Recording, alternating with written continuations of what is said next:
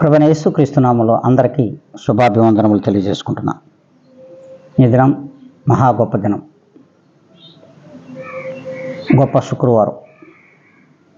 మరి ఈ దినమున దావీదు గారు తన కీర్తనల ద్వారా వాగ్దానం మనకిస్తున్నాడు. అది చూద్దాం. 39వ కీర్తన 8వ లేఖనం. నా అతిక్రమములన్నిటి నుండి నన్ను విడిపింపు. దేవుడు స్పష్టంగా మనతో మాట్లాడుతున్నాడు. మన ఈ లోకంలో చేస్తున్నటువంటి అతిక్రమములు అన్నీ ఇన్ని కావు. ప్రతి విశ్వాసి కూడా ఒక్క దినమైనా సరే మనం ఆలోచించగలుగుతున్నామా? ఒక్క క్షణమైనా ఆలోచించగలుగుతున్నామా? ప్రియమైన క్రైస్తవ సమాజమా, క్రీస్తు యందు విశ్వాసులారా, మీరందరూ ఒక్కసారి ఆలోచించండి. మన విశ్వాసులమే.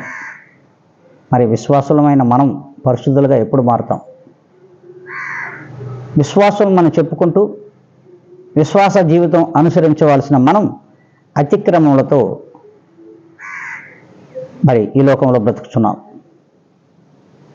క్రీస్తు యొక్క ఆజ్ఞలను మరియు క్రీస్తు యొక్క ధర్మ విధులను, కట్టడాలను ఏనాడు కూడా మనం తూచా తప్పక పాటించట్లేదు. అందుకే మనం అతిక్రమములన్నిటిని కూడా ప్రభువులు వారు మన్నించి వాటి నుండి మనం విడిపించాలి. మరి ఆ రీతిగా మనం ఉన్నామో లేదో పరిశీలించుకోండి. ఆత్మ పరిశీలన అవసరం. ప్రతి విశ్వాసి కూడా ఆత్మ పరిశీలన లేని విశ్వాసి క్రైస్తవుడు కాలేడు. మరి ఏ దినం నుండైనా ఆత్మ పరిశీలన చేసుకొని మన అతిక్రమములన్నిటిని కూడా అన్నిటి నుండి ప్రభువా ఈ దినం నుండైనా మాకు విడుదల దయచేయమని ప్రార్థించినట్లయితే ఖచ్చితంగా ఆయన క్షమించే దేవుడే. మరి అలాంటి విశ్వాసులందరూ కూడా మరి ఈ దినమున ప్రార్థనలో ఏకీవించాలని ప్రభు పేరట మనవి చేసుకుంటున్నాను. మహాగణుడ, పరిశుద్ధాత్మ దేవుడ, ఇదిగోనైనా మీరిచ్చిన గొప్ప దినం, గొప్ప శుక్రవారం దినం ప్రతి విశ్వాసిని కూడా మీ చేతులకు అప్పగించుకుంటున్నా.